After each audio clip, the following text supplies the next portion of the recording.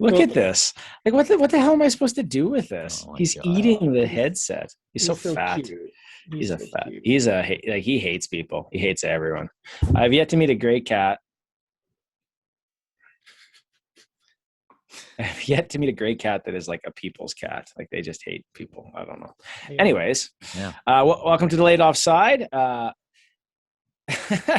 don't know. Whatever. Welcome to Laid Offside.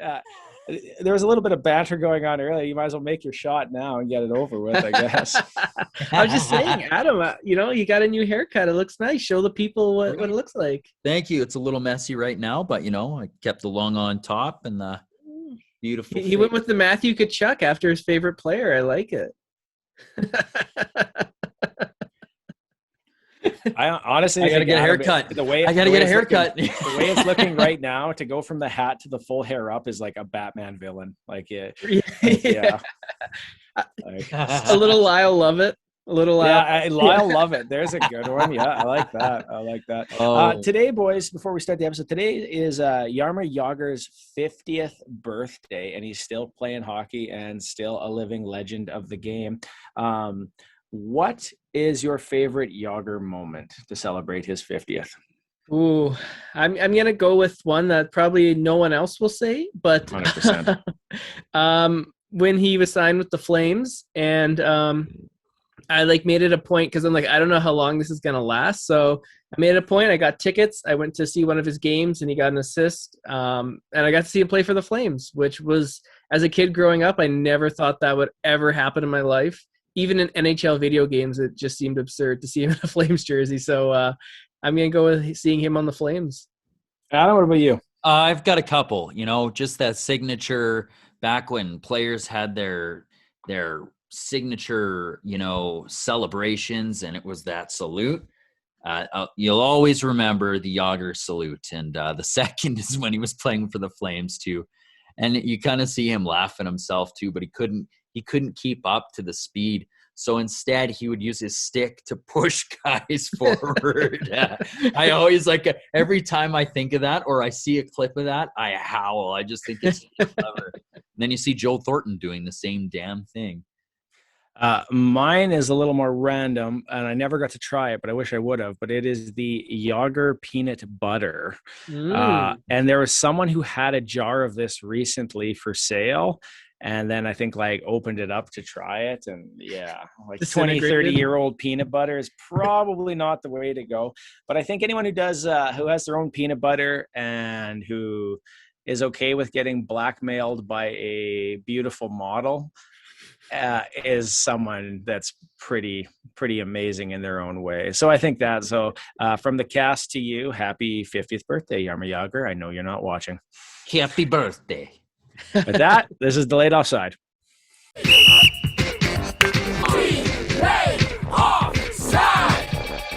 So, welcome to the Offside. I'm your host, Baron. With me always is absentee Leaf fan, Ryan Pilon. And I think Ryan's been trying to get out of the podcast for a couple of weeks here. If you notice the day of 2 weeks in a row now, he's been like, something's come up.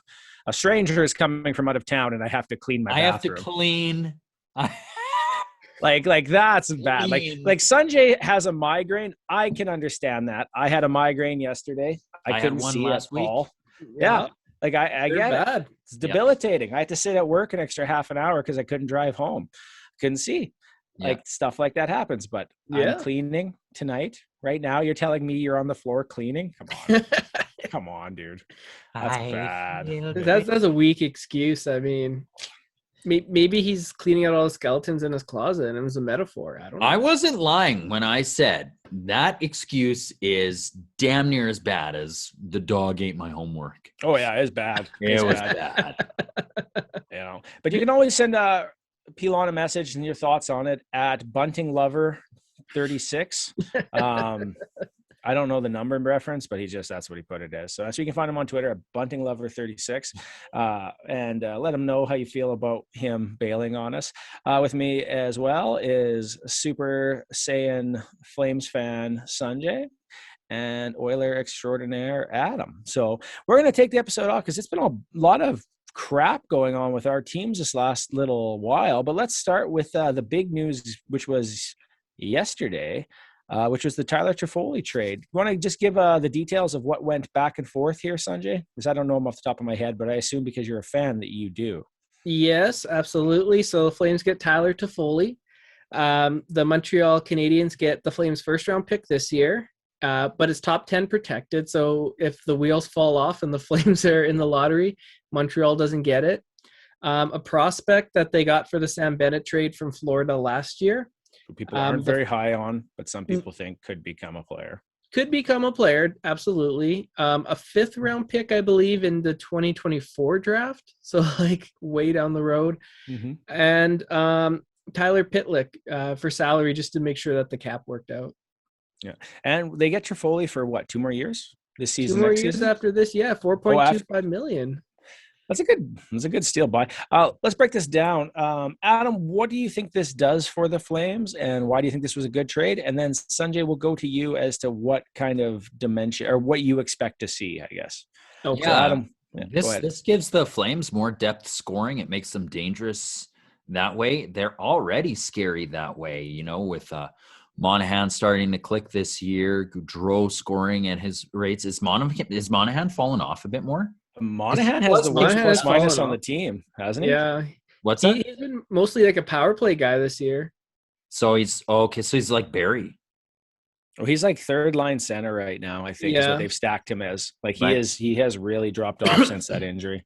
Okay, well, sorry. As you see the logo on my hat, I obviously a little ignorant. He just saw him beat up Ryan Nugent-Hopkins, and he thought, "Well, this guy must be Nuge, good." That fight went to Nuge. Stay on topic. One. Yeah, we're gonna have to edit if you don't stay on topic. Yeah. What do you want me to say, Jim? Right, as Nugent-Hopkins said when Jim Matheson was like, "Can we look forward to another Nugent-Hopkins and Monahan fight?"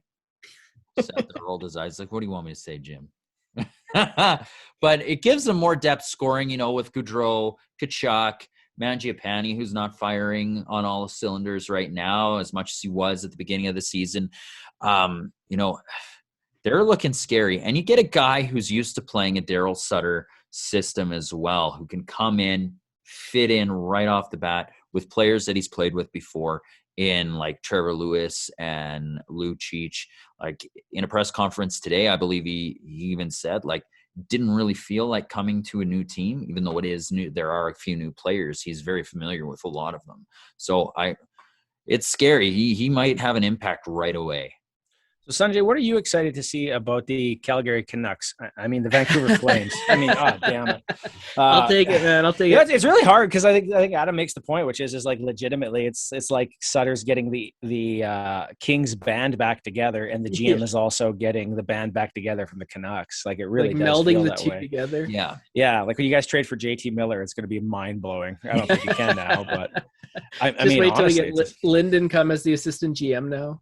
Yeah, there you go. But what are you excited to see? What do you think this is going to bring for you or for your team? I'm super excited to see depth scoring.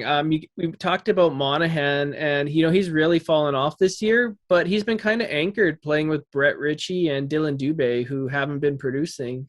And Monahan played with Toffoli and juniors for Ottawa 67, so if they can recreate some of that magic, Dubé, if he can get going, this could be a trade that works out great for the Flames because they won't just get Toffoli, they'll get like Monahan going again and get Dubé going. So you got 3 now offensive lines that can contribute, and they can play a 60-foot game. Like if you look at all 3 of those lines, they're all excellent defensive forwards on there. They can all score. They can play power play, penalty kill. Like this is a complete top 9 forward now for the Flames. You know, that 4th line too, not to take anything away from them, but they can bang you and like hit you, and like you got Lucic there. They have an identity, right? Yeah, Sutter hockey, that 4th line, and top 3 lines, I think can put the puck in the net, but can also prevent it. I remember in the Dallas playoff series in the bubble, mind you, this was a different coach, but at the time, the Flames, I think it was game 5, were up by a goal with like 3 minutes to go. And the coach played the same 3 forwards for the entire 3 minutes of the game. They had nothing left, and Dallas scored and won in overtime. That's not going to happen now. I mean, now you have legit 3 lines, 9 different forwards that could kill those final 3 minutes in a playoff series. So I'm super excited. I think this is a great trade. Now, one of the interesting points that you make is that they got 3 lines of essentially that can score now because they have the depth and they can play around with it. They can move things around, guys around if they need to based on situations. And if you look at the Pacific or even just the West in general, most of the teams that are really good do have multiple lines. And that depth. And Calgary's never really been short necessarily on the depth there, but they really did load it up hard on this one, I would say. Like that made a huge jump. Where do you still think their deficiency is on this team? Ooh, it's tough to say because they're playing really well right now. If I'm looking at the deficiency, let's see how Trifoli brings that depth scoring. To me, that was their weakness. And also, I would say maybe second line. Michael Backlund's a tremendous player, two-way player, but as a second line center, I'm a little bit leery going into the playoffs with him. If we have to go up against Vegas, for example, or Colorado, he would be perfect slotted in that number 3 spot. He would fit in perfectly. So that number 2 center, he's playing better, but if they can just add, one more forward, which I know is a lot to ask, but I think that would just complete the roster. No, okay. So I have another friend who's a Flames fan, and they're like a big Flames fan, but their big concern actually is the back end and the age of the team. So they like Trifoli, I think, for the sake that he's older and he's been around, but they still think the fact that they're thin on the back end is how they feel. Like not in goaltending, but just on the D, and that they're still very young, which just often means you're probably prone to mistakes. Do you agree or disagree with that statement? We'll go to Adam first. I agree. It's when they meet Edmonton and Connor McDavid in the playoffs, I mean, speedboat rally. Hey man, Zadorov can grab McDavid in the playoffs. There's no penalty. Yeah, it's true. They won't call a penalty on him. Yeah, they can hack him in the face if he needs to. It's interesting. They're kind of a rough and tumble D group. I really like, I don't know. And like I haven't watched enough Flames games to really comment on it, but Hanifin, I really like. I like is Rasmus Anderson. Is that right? Yeah. He's played really well. The names might not be so big, but how many shutouts does Markstrom have? 7? He's got the most in the league. He's got 8 right now. Got 8, That's got to say something about that defensive core as well. I think it says more about him. He is having an outstanding season, and he's always been good. Last year was the sophomore slumpy type. Well, I think it's hard to switch teams. Look at who switched teams this year. Who's been successful as a goaltender switching teams? Kemper, so. Like Kemper's okay, but he's Fleury. not been what they thought he was going to be. Fleury. Murray, which Murray? Matt. No, Fleury. Fleury. Oh. Yeah, Fleury has been, but not at the start. He wasn't. And Matt right, but his team's so bad that he's like legitimately there. Yeah. But look at what's his name in Seattle? Both goalies, Grubauer and Grubauer, have both been terrible in that switch. Actually, even though it wasn't a good night for him last night, I think Reimer's been a good one, and Anderson, I guess. But lots of goalies do suffer that first year before they settle into the new system. But would you rather have a good goalie and a mediocre defense, or a good defense and a mediocre goalie? Goalie. I would take the goalie too. Yeah, goalie. What is it? Goaltending is like 60% of hockey until you don't have it, and then it's 100% of hockey. Is that what the saying is, or something like that? Exactly. Yeah, so it's you like know a quarterback. And that's the thing. What that defense doesn't make up for defensively, Markstrom's got them covered. Yeah, that's true. But they are limiting, I think, grade A chances, and they're playing really well as a unit. So it is pretty impressive to see. Which brings us to our Ryan-centric question of the day. Which team right now is the best team in Canada, Toronto or Calgary? Ooh, well, they just played, and the score said 5 for Calgary, 2 for Montreal, 2 for Toronto. So I'll just let the scoreboard do the talking. Oh my God, that was trash talk in a answer. couple ways. You called Toronto Montreal. Well, Ryan was a Montreal fan first. If I remember the story right, Ryan was born a Montreal fan, was a diehard Montreal fan, and then when Patrick Roy left, he left. I think that's what it was. Well, the hockey sweater is about Pilon's upbringing. Yes, it's true. Yeah. Except that eventually the second book, which was I actually love the sweater, here's money to let me keep it, right? I pray the moths to go back away. Exactly. Okay, Adam. So why you could argue the other point. Which one do you think is better, Toronto or Calgary right now in Canada? That's a really difficult. I can't wait to see him. It's a really difficult question. I think offensively that Toronto has the edge. I think defensively, Jesus, they're both kind of mediocre on D. I'm going to say equal. Ooh. And then I'm going to say that Calgary's got the edge goaltending. So to do the Ryan Pilon point right now, goals saved above expected. Jack Campbell's the highest in the league, just so you guys are aware. Okay, so I just want to throw that out there so that he doesn't have to bring it up on the next pod. I got it covered. Right.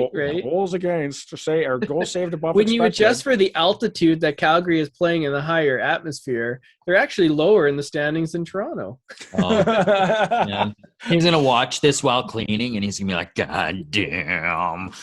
I know he married a girl from Hamilton, but I didn't think he gave up all of his Western roots to become an Ontarian. Do you know what I'll go with? I honestly, and this is just based on this season, every team goes through slumps, but when it hits the Maple Leafs, it's like they're a kid in a corner, whimpering. And I'm a Maple Leafs fan, so I'm going to give the edge to Calgary. Beautiful. I'm going to go devil's advocate here, and I'm going to make, and this is my point for why. I think you're right on those things. I think if I had to choose an offense, I'd probably take the Leafs over the Flames. Sorry. Defense, I might lean actually to Toronto, but I think goaltending wise, I'd probably go to Markstrom. But here's the thought. So Calgary's already made their big play for a trade deadline acquisition pick. They've spent their pieces, or not all of them, but some of them. And they've gotten the big fish that they wanted, and they got them early. And I think that's great, but I don't know what the Leafs are going to do yet. And because I don't know what the Leafs are going to do, the team that might enter the playoffs could be different in a way that is going to make them even better. So I base it solely on potential here, but I think that they're positioned to make some changes. They're rumored on Chychrun. They're rumored on some other ones. That article I sent to you guys today from The Athletic, where it was who says no, was quite interesting on some of those pays. But it sounds like most people can't afford Chychrun. The price is just too high. And I don't know that he gives them what they need either. Do they really need a guy who plays defensively well but is more offensive? Probably not. But I just think at this stage, they might make a move here still that's going to probably, generally when he does, you're like, oh, damn, that's a good move. And Calgary just did that. So I don't know what the Leafs are going to do, but if they do it, it could be very different. So right now I'll say them, but I do think right now Calgary's hotter. Yeah, and so far Bunting's been a home run. Well, Pilon's stat was, what was it, 37, 2 games, 37 goals in high danger chances stopped between Markstrom and Demko. Just working like a battery again to shut down teams. So yeah, it blows my mind. But then that maybe says something. If it wasn't high danger shots, I'd be like, well, who cares? But man, a high danger, those are big games to lose. Yeah. But you lost them. No, don't walk on the keyboard. I know you're going to. Fire Keith. Well, I would say the one thing that the Flames have over the Leafs is coaching. You can't discount what Sutter's done with this team implementing. That's a good point. Yeah. Right. He's got the successful track record. Yeah. I would say that too. Keith's won a title at the AHL level, but not in Leafland. He was close last year in the first round, if I recall. No, they had a 3-game lead. They had a walk to the finals, I believe. Yeah, but hey, you know what? He does have one thing over. He does have one thing over Sutter, and that is a hit Amazon Prime television show. Can you imagine how awesome Sutter's would be? It would be like Yellowstone. No. Yo, we're gonna take him. Yeah, hold on. What's this? We need to take him for a ride. Take him to the train station. I like how you look like someone's slowly getting possessed by demons. You're like, this one, and then go into it. You're like, oh my god. Okay, we're going to go a little bit north up the road here to a place that's had a little bit of drama in the last little while. And I don't remember. I think we did the episode knowing Evander Kane was coming. So we'll put that on the back burner for the first part here. And we're going to talk about the coaching change in the NHL. So Dave Tippett is fired. He is replaced by longtime AHL coach Jay Woodcroft, as well. Jim Playfair, the defensive coach, was also let go, and Dave Manson has been brought up with him. And I think Elliot Friedman said today that Dave Manson was being looked at for an NHL job, not as a head coach, but as an assistant coach. So if they hadn't done this, they probably would have lost him eventually here anyways. But we're going to do a little quick game of Argue the Opposite. And I think, Sanjay, I want you to argue why a coaching change was needed. And Adam, I want you to argue why Dave Tippett should have stayed. Okay. Well, just by watching the few Oilers games and highlights that I have, it's clear that the message wasn't getting through to the team. Like, the players kind of just, weren't listening to the message, and a fresh voice needed to be brought in to turn the ship around because, if the Oilers don't make the playoffs this year, that is a massive failure. Given the talent that they have, they should be in the playoffs, making some noise. The GM went out, got Keith, got some other, like, you got Zach Hyman, some big profile players. They should be making the playoffs. And if they don't, I would be worried if I was Ken Holland, I would be worried for my job if they don't make the playoffs. So they had to do it now. And I think it's the right move and it's the right time. And unfortunately for Tippett, I think he's an excellent coach. And I hope he gets another chance because I think he deserves it. But I think a fresh voice needed to be brought in.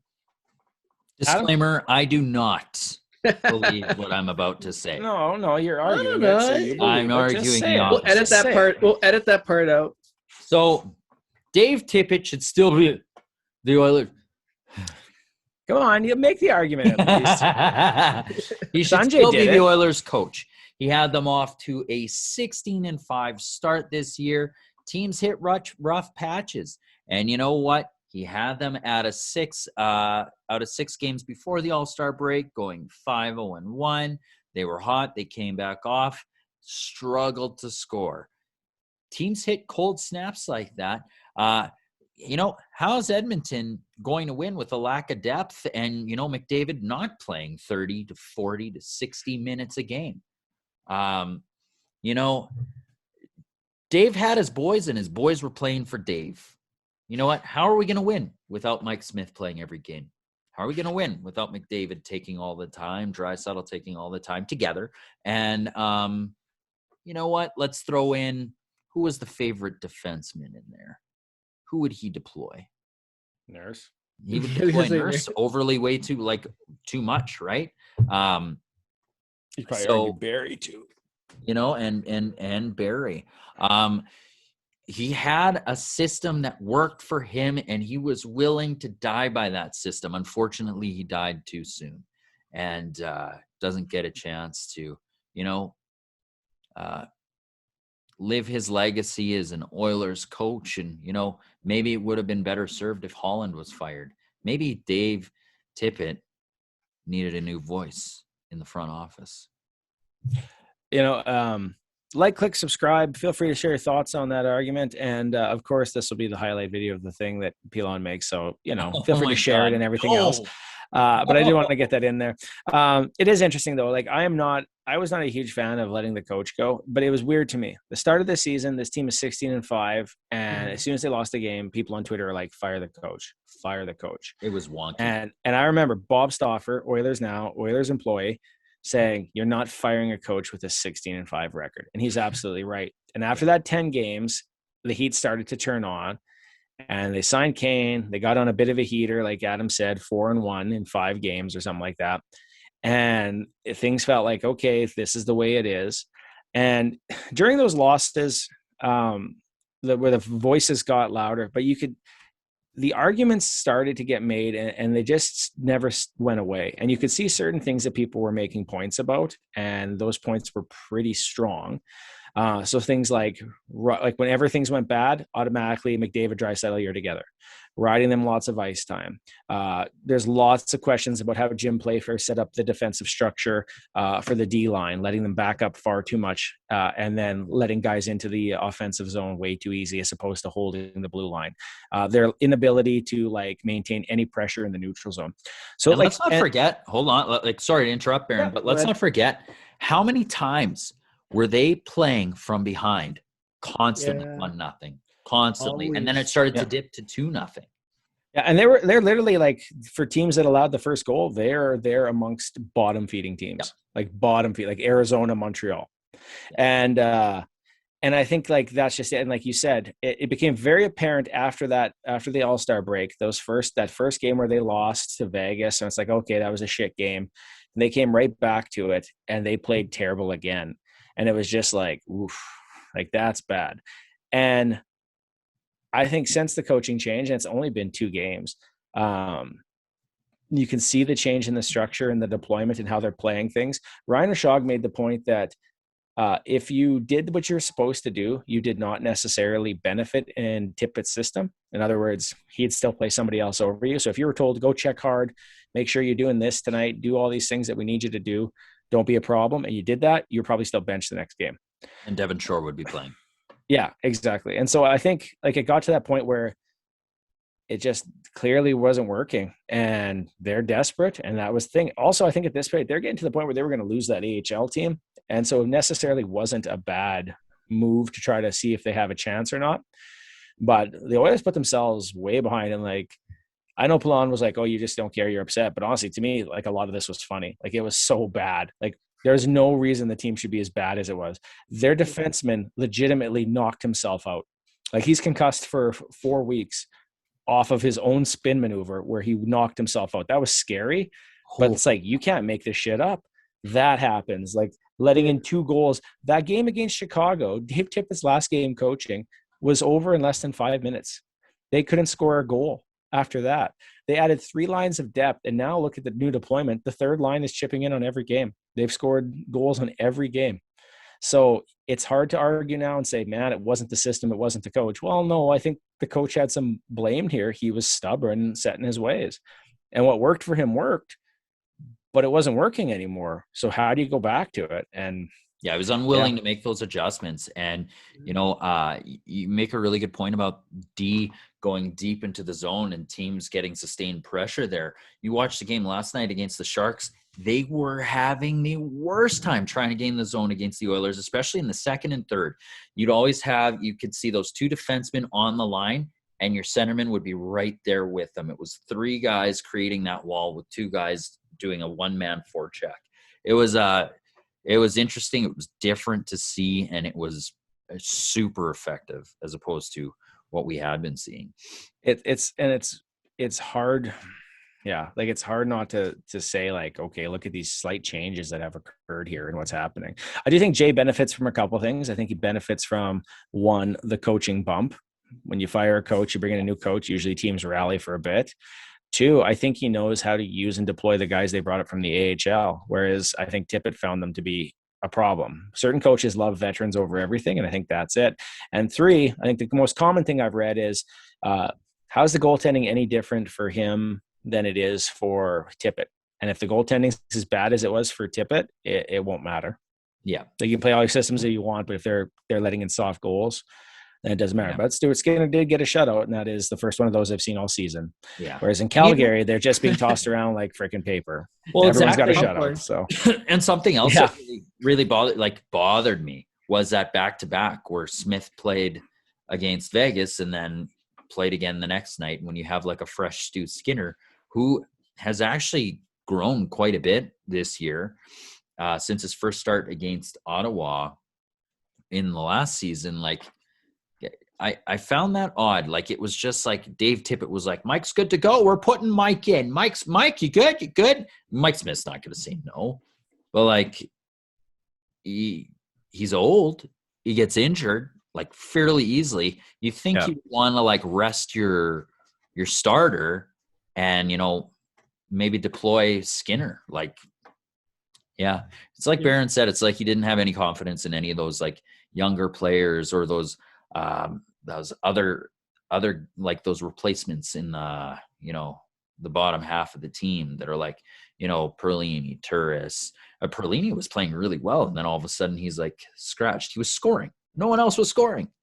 Yeah, he was one of their only offensive No players. one else. He hasn't played since. Mind-boggling. Mind you, I wouldn't play him right now though either. Like the way they've currently structured it. Yeah. Well, there are 2 games, but I mean, like, why change it? Yeah. No, exactly. Good one. Your cat wants to chime in. Yeah, he's screaming. He just basically used the bathroom, then scratched for 20 minutes, and then started screaming and ran up the stairs. So that's like that's why I love recording in the basement here. Yeah.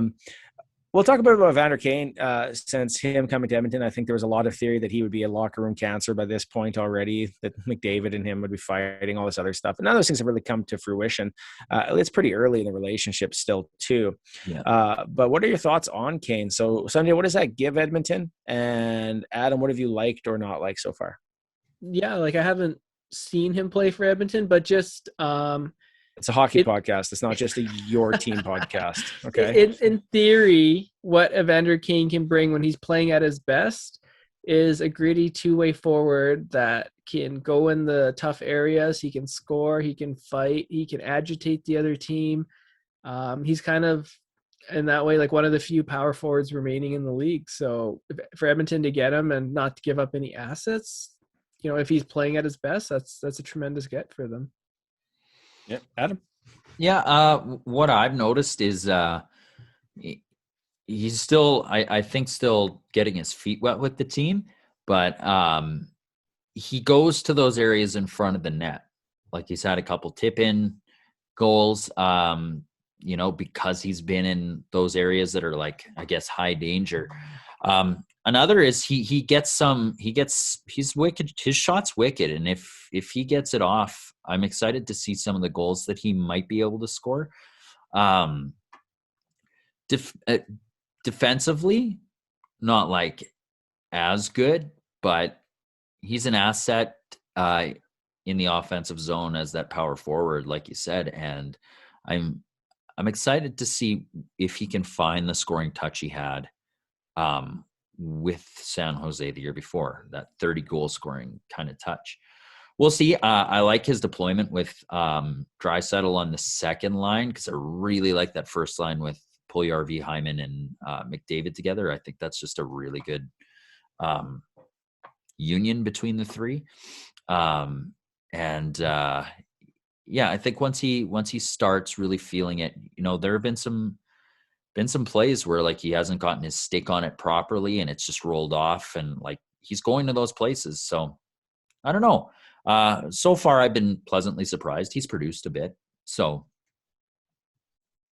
long term, like for the rest of the season, remains to be seen, but I guess we'll see. I'm still curious as to what happens in the off season here. I honestly could see them signing him and then moving somebody else. Like I really could. And even when you listen to Oilers now, Bob Stauffer talked about how they might move an asset that's not producing to get something, because you have to give to get. So you have to, I might move an asset that's not producing. And then he later on in the episode goes, well, Puljujarvi isn't producing. He actually mentioned Puljujarvi and Yamamoto. Oh. But I'm telling you, those two, one of those is going to fetch you something. One of them isn't. So I don't know. Like that stuff, like it doesn't make your team better, but in the off season, that might be the thing. I'm going to sneeze here, so hold on a second. Bless you, witch. Thanks. I could feel that coming. I had one more question about the Oilers, but I actually don't remember what it is. So I think it's time to move on. We'll go to Eichel here, the Jack Eichel situation, where essentially the Las Vegas Golden Knights, using the dirty tricks of the Tampa Bay Lightning, proven winning tricks of the Tampa Bay Lightning, have placed Mark Stone on LTIR to free up the cap space to allow Jack Eichel to come off of LTIR. This is interesting in the sense that they essentially can't have the two players together at the same time prior to playoffs, but also that someone had to sign off on Mark Stone. So he legitimately has it signed off by a doctor for this to happen. So I'm curious as to what your thoughts are. Like, what should the expectations be for Eichel tomorrow night? as a team, as a fan of a team that's battling Vegas for the division title this year, in a way, it's kind of nice because they don't get to use both the players at the same time, right? Like it. Mm-hmm. And in the playoffs, I'm going to be mad if we have to play Vegas, but I think this greatly improves Calgary's chances to win the division. Mark Stone is kind of like the straw that stirs that drink. Like he does everything for that team. He's a tremendous two-way forward, and Eichel, tremendous offensive player, but we haven't seen him produce on a winning team before. And he's coming back from major neck surgery. I wish the kid well. I don't wish ill will on him at all, but I think take a hit. Yeah, it's gonna take a while, I think, for him to get his feet wet. So when did you first start hating Jack Eichel, and why? When he didn't get traded to Calgary. Yeah, you guys were technically Calgary was in it, right? They were. We were in second place. Yeah. Maybe we'll hang a banner. Second place. Who would you have given up? Who would you have given up? I mean, when you look at it now with Calgary rolling, you kind of like look back and like, okay, maybe it was a blessing in disguise, right? Because who knows how this guy's going to come back? I mean, major neck surgery.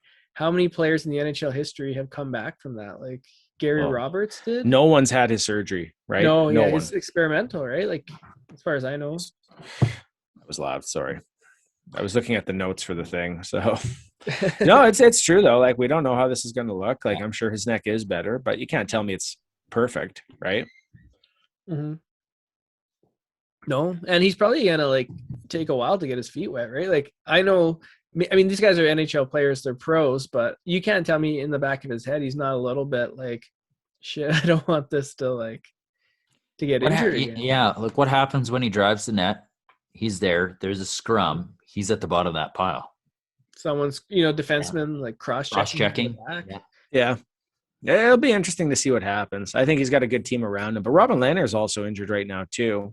So there was rumors today that they were going to try to reobtain Marc-Andre Fleury, and Brad McKibben came out and said, look, I don't normally do this, but I'm telling you, we're not interested in him. And I'm saying this because if I don't, these rumors will not go away. But I also don't trust GMs because of Marc Bergeron. That's true. Like, the guy lied all the time. I would never trade this player. I've traded PK Subban. I would never do this. I got rid of Cock. I let Kotkaniemi go. It's fine. No big deal. But if you're Fleury was pissed he got traded. There's no way in hell he'll come back. He's like, screw you guys. I'll go someplace else. He was pissed that he got traded, but he also knew the writing was on the wall. His agent was putting out giant photoshops of him with a knife in his back and the word DeBoer on the back of it. His agent's such a goof, but I enjoy it. I really do. He went over Lageson's deployment on the Oilers. Yeah. Like, Lagesson is a third pair D man. Even if he gets a ton of time, he won't be getting a ton of time, right? Like, you're in trouble if Lagesson is more than your like bottom three. Like tonight, where he's the second pairing. That's not good. It isn't. He's a CC. Okay, CC's been good. Yeah. CC has been good. I don't whatever people want to say about Cody CC. He's been good since he's been to Edmonton. He was good last year in Pittsburgh. And even Duncan Keith, when the team started slumping, was easily the best player because he still played every night. Yeah. And then he did a spin and hit himself into the board, and that was was that who injured himself? Really? Oh yeah. Did you not see it? No, he got caught, and he basically did a spin behind the net, and then just head bam right in the board, and then just out. It was it was brutal. And he's older too, right? Like, he might take a little bit longer to get back. It's almost like you could load up $5 million in cap space on LTIR, and then but could you go to the playoffs without him? Vegas can afford to go to the playoffs without Stone. Could Edmonton afford without Keith? Yeah, I don't know anymore. I don't know if they can go with Keith. So it's just one of those things. If you told me that, when they after the 16 game, I would have been like, yeah, 16-5, we're good. But now I'm like, we'll see what happens. So it is what it is. They put themselves in this situation, so it's up to them to get themselves out of it. Not me. I can only sacrifice so much of my top hair. And it's slowly disappearing. Yeah, exactly. That's why we all wear hats. Except for Not mine. Say it now, Adam, but it'll come. It'll come. Well, I noticed. Sanjay and I have been stabbing that doll for years now, so eventually that voodoo kicks in. Yeah. Right. Go ahead, say what you're going to say. Oh no, I've just been pushing. I noticed it's been pushing back here a bit, No. but I mean, That's nothing. We should see the top of this thing. I was gonna say, do you guys want to make a line using your jerseys? Yeah, if you guys want sure, to. why not? We Okay. have 20 minutes. We have that much time left? No, it's no, just before the puck drop. Oh, gotcha. I was like, okay. man, like I think we're almost at an hour here. We That's are. why. Okay, let's do it. Let's like, do you want to reveal all three, or do you want to just do who your center jersey is, or who your middle jersey is? What do you want to do? Yeah, we could do like all three. So like, just do like, here's my line, and then you go, and then you go, and then Sure. we'll have people vote on. Like, are you gonna try to build actual lines, or are you gonna just like put your three best players together? I can't build an actual. Well, I can build an actual line, but like I was gonna build actual lines. Yeah, I mean, like we could just do our three best players together too. Well, okay, because our three best players are basically going to be the same except for you. Yeah. Well, why don't we just say like, if you can build the line, and then. Okay. Because I have two out. We'll say we'll build two lines if you can. Yeah, I think I could do two lines. Okay, we'll do two, and then Adam can just, if you can only do one, then just do one. All right, Sanjay, you go first. Then give us your first line. Should we introduce the segment? I literally thought we just did. We're taking our jerseys that we own and we're building a line with it. This is Jersey Talk with Sanjay, Baird, and Adam. Welcome to Jersey Time. We're going to take our favorite jerseys and construct a line based on those players. So in other words, if you own a Taylor Hall jersey, you could put him with Ryan Smith and all coffee. Yeah, like whatever, right? Line. So you're gonna build a line using the players that you have. Yeah. I don't think it has to be position centric. Like I don't care that much. No, There's not many left wings that I do have things for. So no, I have one, but it hasn't come back yet. I got him. And I should have Ovi on one, but I don't. Yeah, that's one player I don't have either. I should probably get that. Okay, so let's hear who your your line is. Go ahead. So I'll go with my second line for right now. I have enough to make two. I have enough to make like 4 or 5, but I'll go with my second line. I really thought about this, and I wanted to make like a good line. So I was like, okay, who should I put together? And centering it, I got one of the greatest passers in NHL history, Jumbo Joe Thornton, who'd center it. And I'm like, okay, well, he's got to go with someone that can really shoot the puck. And I thought, who are two of the best shooters in NHL history? So I put him with Joe Sakic and Jerome McGinley, and that is line number 2.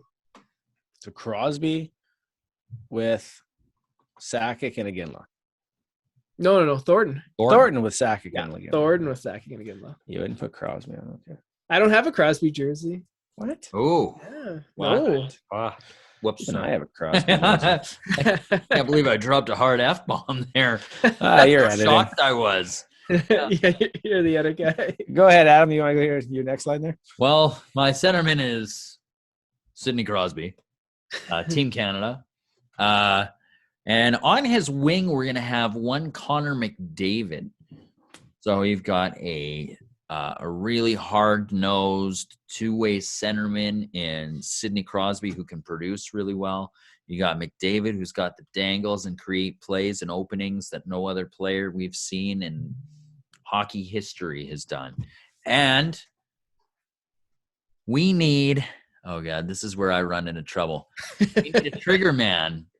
And my trigger man, in a perfect world where he shoots the puck and chooses to shoot the puck and be a shooter first mentality, is Alish Hemsky. Yeah. Didn't want to say it out loud, but I knew who it would be. Yeah, and that's my line. All right, we should be watching Crosby and McDavid right now in the Olympics. Like, yes, this is the time when we could have been watching them together. It could have been like a passing of the torch moment. We can watch Olympian Eric Stahl do his thing and give off a lot of odd man rushes against the Chinese team today. Here's my Eric Stahl jersey. My second line will be a mix of centers and wingers. Centering my second line will be Sid the Kid. He is my second line center. On his wing will be none other than John Tavares and the forgotten heavy goal scorer, Rick Nash. Oh, that's a good line. I forgot about Nash. He's a beauty. I bought there's a Rangers third that I love, like the Ooh. dark blue that says New York in dark red letters. Yeah. And it was on sale, signed for cheaper than it was to just buy a jersey and get it done up. So I bought the jersey. Great line. Yeah. So that's my Rick Nash jersey. I don't own him as a Columbus Blue Jacket because why would anyone?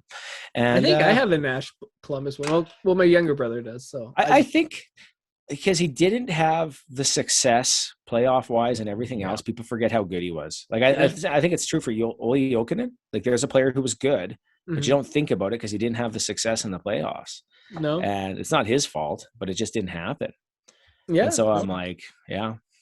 Nash is up there, and he's scored huge goals for Canada. Like you go back to Olympics, World Championships, World Cup. I'm not sure if he made the World Cup teams, but definitely Olympics and World Championships. He was always there. Yeah, so that was my second line. I also could have put in Patrick Laine on that wing as well, but a little bit more current, yeah. But he's also not been quite who he's supposed to be either. Must be a Columbus thing. Sanjay, what's your top one? Sorry, I forgot to mention which jerseys I had. So the Thornton was the 2016 World Cup Canada. Iginla and Sakic, I have multiple jerseys of them. I have All-Star Iginla, Flames Iginla, Canada Iginla, Heritage Classic Iginla, and then Sakic I have Nordiques, Avalanche, Canada, and I think there's one more. Oh, two Nordiques or two Avalanche jerseys of Sakic. So, but my top line, so centering it is the magnificent one, Mario Lemieux. I have a Penguins Lemieux jersey when he came back out of retirement. I actually picked that one up in Edmonton when I was there for a hockey tournament. Is that like the V, the gold V at the bottom? Oh, it's such an ugly freaking jersey. No way. It's beautiful, man. It's beautiful. Oh, it's ugly. It's fine. What it is what it is, but it is ugly. Beautiful. No, it's with the penguin with the stick. It's nice and it's black and it's got gold piping. Oh, it's crisp. And then on his wing, you mentioned it was his birthday today. Jaromir Jagr. You can see behind me, there's a Flames Jagr, a Rangers Jagr, and a Czech Republic Jagr. So another player of multiple jerseys. And then going on the wing, the other wing, they played together in the '02 Olympics is the one I'm wearing right now, Steve Yzerman. So you got Stevie Y with Mario Lemieux and Jaromir Jagr. And that's your first line. That's a pretty good first line if you have to roll it out against any team in NHL history or any team in hockey history. So that's my number one line. This is a little bit of a reminder, but say Yzerman again after the segment because I remember the point I wanted to make earlier. My top line will be a little bit newer and probably less popular with you, Sanjay. But centering my line is Wayne Gretzky. On Wayne Gretzky, my top winger is Connor McDavid, and my shooter on that line will be Leon Draisaitl. So that's my more modern version. Probably be better to have Rick Nash up there and drop Draisaitl to the second line, but he's got chemistry with McDavid, so why mess with that? Right. That's my top line too. Yeah. My Gretzky jersey though is a Kings jersey. My I have a knockoff Oilers one, but not a real one. The McDavid is a blue. I actually have lots of McDavid jerseys, I'm not going to lie. And then my Draisaitl is this one here. The Reebok the orange one, which is like my favorite jersey. I like it enough that I would consider taking this and getting it made into a different jersey, but it's signed. So, but it's just a hard jersey to find. Yeah. What are we supposed to mention again? That's our jersey conversation. Well, that's our jersey conversation. Reach out to us on Twitter. Let us know which one you like. Let us know what jersey combinations you can make with players and spread some love there. And Brian Pilon's is all Brian McCabe jerseys and Phaneuf jerseys, so it doesn't matter. This was the point I wanted to make with the Oilers. So this is just a question I'll ask, and you don't have to answer, but I want you to think about it. There's always that conversation about McDavid having their, can you hear me, Adam? Yep. Oh, yeah. There's always that conversation about McDavid having his Yzerman moment. Maybe it's Draisaitl that conversation should be about, not McDavid. That's my thought. Think about that. And with that is our episode of Delayed Offside. We'd like to thank our sponsors. You don't exist, but please feel free to send us money and sponsor us. As always, like, click, subscribe. Reach out to us on Facebook and the comments section. Some of you troll a little bit, but I do believe Craig Button and the TSN talked about how much Connor Bedard reminded them of Connor McDavid. So boom. Just saying. Didn't hear Jack Eichel get brought up there. Yeah, check out the Instagram page as well. Check out the Instagram page. And yeah, reach out to us. Feel free to connect and so forth. And shout out to San Jose fan Chris. Sorry that you lost that game. But with that, I'm Baron. I'm Adam. And I'm Sanjay. This is Late Offside. Thanks for listening. Keep fit. Have fun. Have a great weekend, day, so forth. Bye. Late Offside.